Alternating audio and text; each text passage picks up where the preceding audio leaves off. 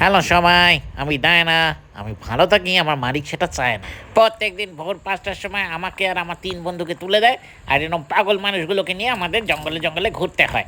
এই তোরা কি ভেবেছিস বলতো? ভালো খাবারও তো আনিস না, শুধু ঘুরিস।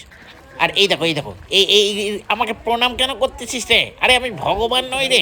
আরে আমি আরে অদ্ভুত তো, কি যা তা। দেখো কাণ্ড, এরা আবার নাচতে আরম্ভ করতেছে রে। কে পাগল মানুষ রে? মানুষদের দিয়ে হবে না। আমরাই ভালো আছি বাবা, জঙ্গলে জঙ্গলে ঘুরে। এটা আবার কি করতে আসছে রে? ওই দেখো, দেখো দেখো দেখো, 4টে মানুষকে নিয়ে এরকম জলের মধ্যে দিয়ে যাওয়া যায়? দাঁড়া তোদের হচ্ছে, তোদের গনু ভাইয়াকে দিয়ে গুঁতাবো। দাঁড়া গনু ভাইয়া, ও গনু ভাইয়া, এই তো চলে এসছে গনু ভাইয়া। গনু ভাইয়া, এদের একটু গুতিয়ে দাও তো, গুতি দাও। এ কি, গনু ভাইয়াও দেখছি খেতে ব্যস্ত। আরে গনু ভাইয়া গো, ও গনু ভাইয়া, দাঁড়া, তোমায় দিয়ে আর হইব না।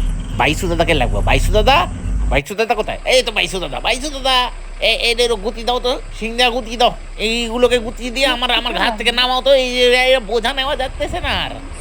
এইটাকে দেখো আবার, এই রে আবার নিম পাতা উঠাইছে।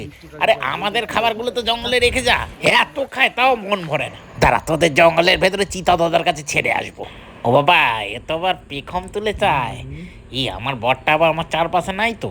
বাবা, ও তাহলে আবার শুরু কইরা দেবে, একে দেখি।